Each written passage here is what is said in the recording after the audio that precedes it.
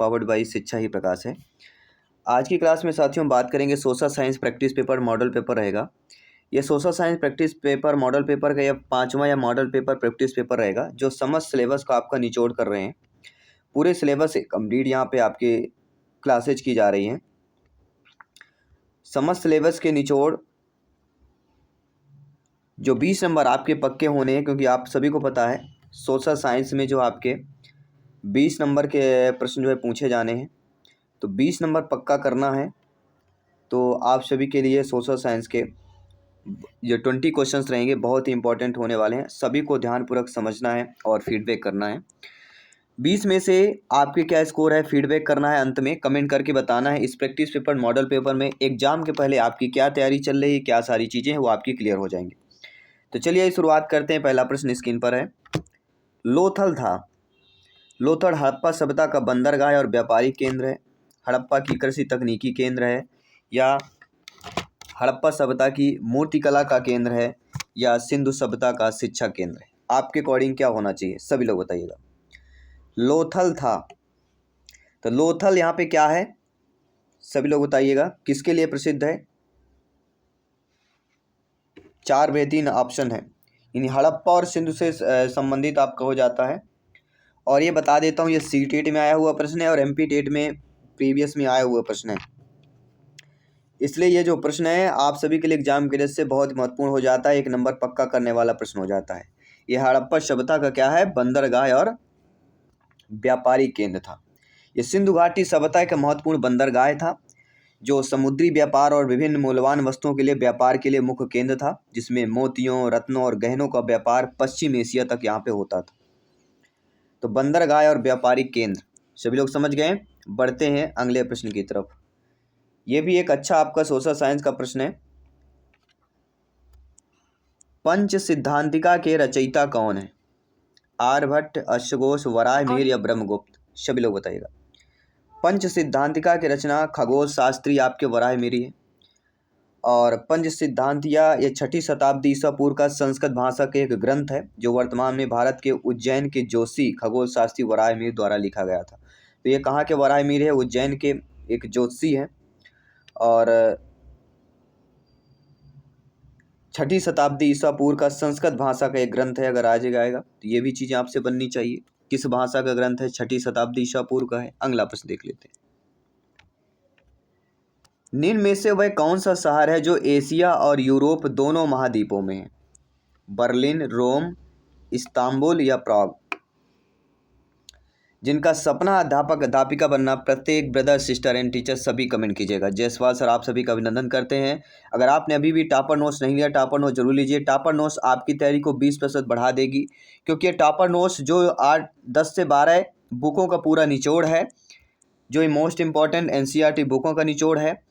साथ ही साथ topper notes में 8 से 10 जो गवर्नमेंट टीचर ऑलरेडी सिलेक्शन पा चुके हैं उनके मार्गदर्शन पे टॉपर नोट्स उनके द्वारा बनाई गई, उन्होंने कैसे तैयारी की उनके मार्गदर्शन के अकॉर्डिंग ये टॉपर नोट्स बनाई गई है। और टॉपर नोट्स प्राप्त करने के लिए व्हाट्सएप मैसेज करना है 9630689598। इसमें आप लोगों को व्हाट्सएप मैसेज कर देना है। जैसे आप व्हाट्सएप मैसेज करेंगे आपको वहाँ का पूरा डाटा मिल जाएगा कि किस प्रकार से आपको नोट्स प्राप्त हो सकती है। चलिए, तो कौन सा शहर जो एशिया और यूरोप दोनों महाद्वीपों में है वह कहलाता है इस्तांबुल। इस्तांबुल तुर्की का सबसे बड़ा शहर है और यह जलडमरू मध्य द्वारा यूरोप और एशिया के बीच विभाजित करता है। यह दुनिया का एकमात्र ऐसा महानगर है जो 2 महाद्वीपों में फैला हुआ है। इस्तांबुल याद रखिएगा, 2 महाद्वीपों का नाम है मतलब इस्तांबुल। सर्वोच्च न्यायालय ने किस केस को निर्णय देते हुए स्पष्ट किया कि संसद संविधान के मूल स्वरूप में परिवर्तन नहीं कर सकती। गोलकनाथ केस में, केशवानंद भारती केस में, मिनर्वा मिल्स केस में, या उपरोक्त में से कोई नहीं। तो सर्वोच्च न्यायालय ने केशवानंद भारती केस बनाम केरल राज्य में हुआ है। केशवानंद भारती बनाम केरल राज्य, ये 1973 मामले में यह निर्णय दिया गया था कि संसद संविधान के मूल ढांचे जो बेसिक स्ट्रक्चर होता है इसमें परिवर्तन नहीं कर सकती है। हाँ, ऐतिहासिक फैसले में न्यायालय ने मूल ढांचे का सिद्धांत भी स्थापित किया था। कि इसके अनुसार संसद संविधान के किसी भी हिस्से में संशोधन कर सकती है, लेकिन उसके जो मौलिक या आवश्यक तत्व उनको नहीं बदला जा सकता। तो केशवानंद भारती केस में बनाम केरल राज्य की बात आती है। अगला प्रश्न देखिएगा। मेरे प्यारे प्यारे भाइयों की प्यारी प्यारी बहनें गृहिणी सभी कमेंट कीजिएगा जिनका सपना अध्यापक अध्यापिका बनना, शिक्षक बनना। अगला प्रश्न देखिएगा, ध्यानपूर्वक सभी को कमेंट करना है। संविधान के किस अनुच्छेद के अंतर्गत भारत के किसी भी राज्य में राष्ट्रपति शासन लागू किया जा सकता है? 370, 56, 52, 60। जी हाँ, ऐसा कौन सा आर्टिकल है जिसके भारत के किसी भी राज्य में राष्ट्रपति शासन लागू कर सकते हैं? वो आर्टिकल है 356। जब राज्य का शासन संवैधानिक प्रावधानों के अनुसार नहीं चल पा रहा हो, विफल हो गया हो, तो घोषणा राष्ट्रपति द्वारा की जाती है, जो राज्यपाल की रिपोर्ट पर या अन्य किसी भी प्रकार को संतुष्ट होने पर यह तय कर सकते हैं। तो राष्ट्रपति शासन की अवधि 6 महीने के लिए होती है। 6 माह, ये भी जान लीजिए, किसी भी राज्य में राष्ट्रपति शासन केवल 6 माह के लिए ही लग सकता है, जिसे संसद के अनुमोदन से बढ़ाया भी जा सकता है। जब संसद में अनुमोदन होगा तब बढ़ेगा, लेकिन पहली बार 6 माह के लिए होता है। सामाजिक विज्ञान के अध्यापकों को छात्रों को देना चाहिए सामाजिक समस्या का ज्ञान, सामाजिक कुरीतियों के निदान का ज्ञान, नए सामाजिक संरचनात्मक परिवर्तन का ज्ञान, या संस्कारी व्यवस्था समाज के निर्माण हेतु उपरोक्त सभी का प्रावधान। क्या होना चाहिए? सोशल साइंस के आप लोग अध्यापक हैं तो आप सभी लोग जानते हैं कि सामाजिक विज्ञान के शिक्षक छात्रों को समाज से जुड़ी हर तरह की जानकारी देनी चाहिए, जिसमें सामाजिक समस्याओं का भी ज्ञान हो, सामाजिक कुरीतियों का भी ज्ञान हो, और नए रचनात्मक का भी हो, और नए रचनात्मक परिवर्तनों का ज्ञान होना चाहिए। तो यहाँ पे जो उपरोक्त सभी वाला ऑप्शन है, समाज के निर्माण हेतु उपरोक्त सभी प्रकार का ज्ञान, तो डी ऑप्शन यहाँ पे सही हो जाएगा। अगला प्रश्न देखिए। 3 ओर से समुद्र से घिरा हुआ स्थलीय भाग कहलाता है? तट, द्वीप, प्रायद्वीप, डेल्टा। जब कोई 3 ओर से समुद्र से घिर जाता है वह स्थलीय भाग कौन सा कहलाता है? वह स्थलीय भाग आपका प्रायद्वीप कहलाता है। प्रायद्वीप वह भूभाग है जो 3 ओर से पानी जैसे समुद्र से घिरा हो और चौथी ओर से भूमि से जुड़ा हो, ऐसे को प्रायद्वीप कहते हैं। तट किसको कहते हैं? तट वह भूमि होती जो किसी समुद्र या झील का किनारा होती है। समुद्र या झील का किनारा होगा, अगर किसी समुद्र या झील का किनारा होगा तो उसको हम तट बोलते हैं। द्वीप किसे बोलते हैं? अगर मान लीजिए एग्जाम में द्वीप आ जाए, वह भूभाग चारों ओर पानी से घिरा होगा। मान लीजिए ये स्थल है, इसके चारों तरफ पानी है, जब चारों तरफ पानी होगा वह द्वीप कहलाता है। मतलब ये पूरा जल हो गया, बीच में एक टापू तरह हो, तो वह द्वीप कहला जाता है। डेल्टा किसे बोलते हैं? डेल्टा एक नदी द्वारा अपने मुहाने पर जमा की गई तो तलछट से बनी तिकोनी त्रिभुजाकार जो भूमि होती है उसे डेल्टा बोलते हैं। तो यहाँ पे 3 ओर से समुद्र या जल से घिरे हुए को प्रायद्वीप बोला जाता है। सारे ऑप्शंस क्लियर हो गए, किसी भी ऑप्शन से प्रश्न आएगा आपसे बन जाएगा। अगला प्रश्न देखिएगा, ये भी बहुत इंपॉर्टेंट प्रश्न है। स्वर्णिम चतुर्भुज परियोजना है जल विद्युत शक्ति परियोजना, राष्ट्रीय राजमार्ग परियोजना, वन्य जंतु संरक्षण परियोजना, नदी संयोजन परियोजना। जो स्वर्णिम चतुर्भुज परियोजना है ये कौन सी परियोजना कहलाती है? ये एक भारतीय राष्ट्रीय राजमार्ग नेटवर्क है जो देश के 4 प्रमुख राष्ट्रीय राजमार्ग परियोजना है, जो 4 प्रमुख महानगरों की है। पहला आता दिल्ली, मुंबई, कोलकाता और चेन्नई। इन 4 प्रमुख महानगरों को जोड़ता है, इसे स्वर्णिम चतुर्भुज परियोजना बोलते हैं, राष्ट्रीय राजमार्ग परियोजना बोलते हैं। ये एक चतुर्भुज का आकार होता है जिसमें परियोजना में भारत के औद्योगिक, कृषि, सांस्कृतिक केंद्रों के बीच परिवहन को बेहतर बनाने की कोशिश की जाती है। तो दिल्ली, मुंबई, चेन्नई, कोलकाता, ये चतुर्भुज परियोजना कहला जाती है। अब चारों शहरों को मिला दीजिए, आप नक्शे में चतुर्भुज बन जाएगा। प्रोजेक्ट कार्य के अंग पूछे गए हैं, ये भी बहुत इंपॉर्टेंट है। प्रोजेक्ट कार्य के अंग हैं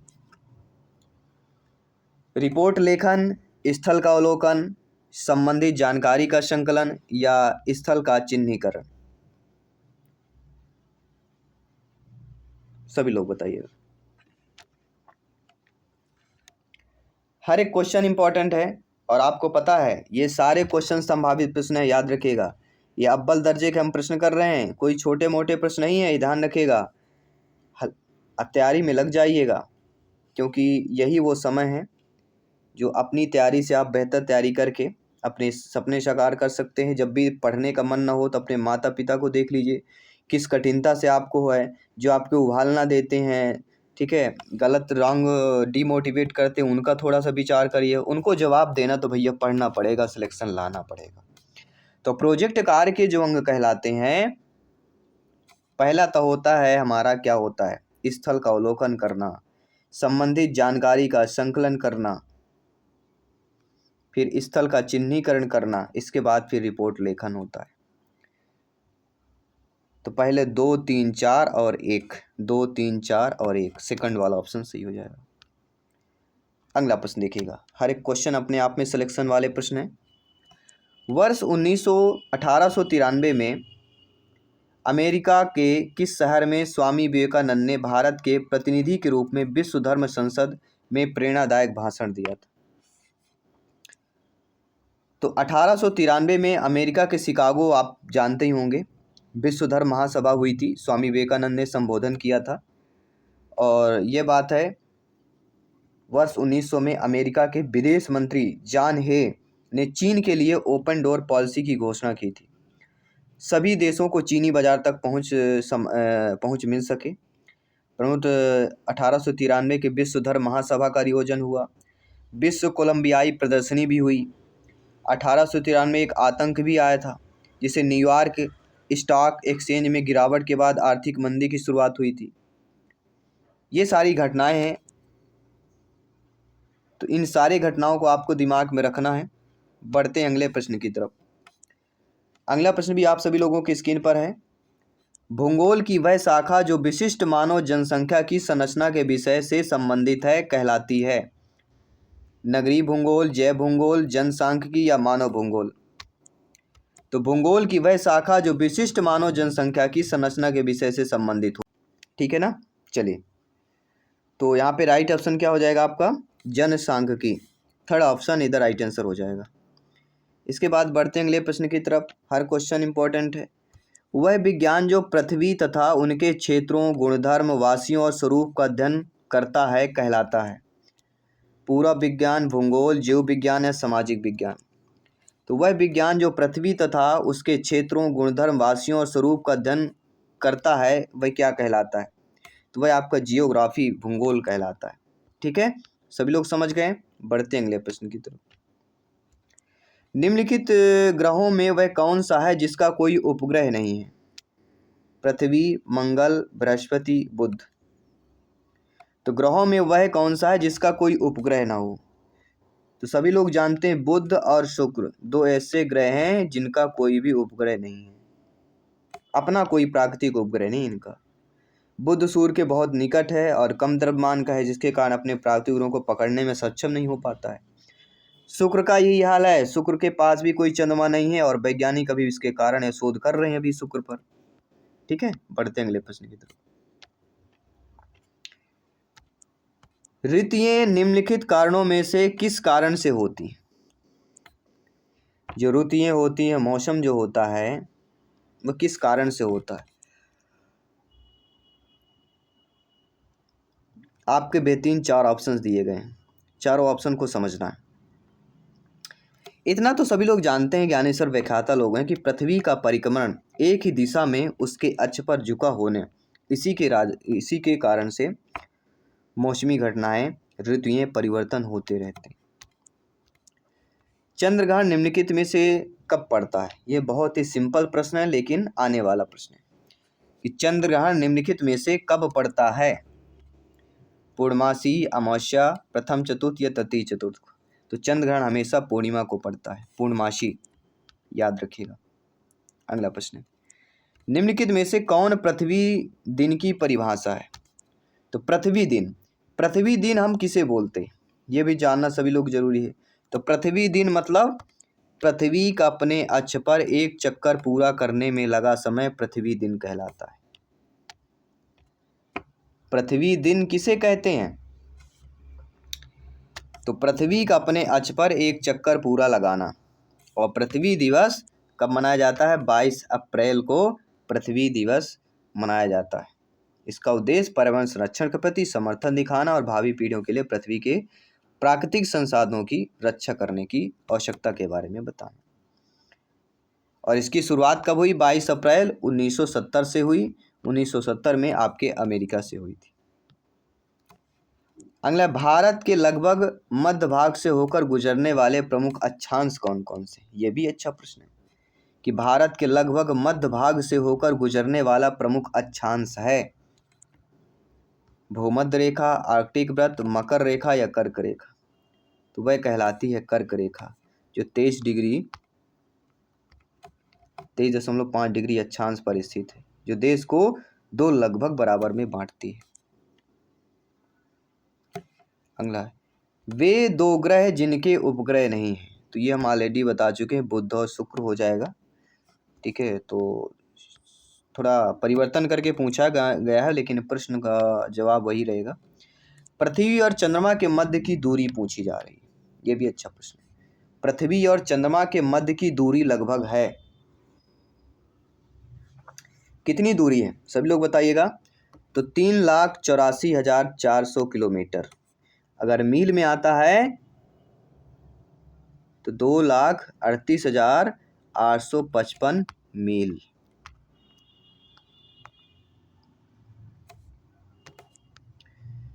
इसके बाद अगला प्रश्न है कि पुच्छल तारे की पूंछ की दिशा सदैव सूर्य की ओर होती है, सूर्य से दूर होती है, उत्तर पूर्व की ओर होती है, दक्षिण पूर्व की ओर होती है? सभी लोग बताइएगा। पुच्छल तारे की पूंछ की दिशा सदैव होती है। पुच्छल तारा आपने देखा होगा, इसकी पूंछ की दूरी हमेशा सूर्य से दूर ही होती है। तो ये रहे टॉप 20 प्रश्न। 20 प्रश्न पे आपके कितने सही हुए सभी को कमेंट करना है। डेली हमारा प्रैक्टिस पेपर, मॉडल पेपर रहे हैं, जिससे आप बेहतर तैयारी कर सकते हैं। टॉपर नोट्स लेके सारे सब्जेक्ट की आपके चयन परीक्षा के टॉपर नोट्स उपलब्ध हैं। टॉपर नोट्स लीजिए, तैयारी कीजिए और सिलेक्शन पाइए, सपना साकार कीजिए, माता पिता का सपना साकार कीजिए और उन सभी को जवाब दीजिए जो आप आज आप पर प्रश्न उठाते हैं। तो शांत रहना है, तैयारी करते रहना, सिलेक्शन पाना है। तो धन्यवाद सभी का, मिलता हूँ आपकी अगली क्लास पे। सभी मित्रों को जय हिंद, वंदे मातरम। धन्यवाद सभी का।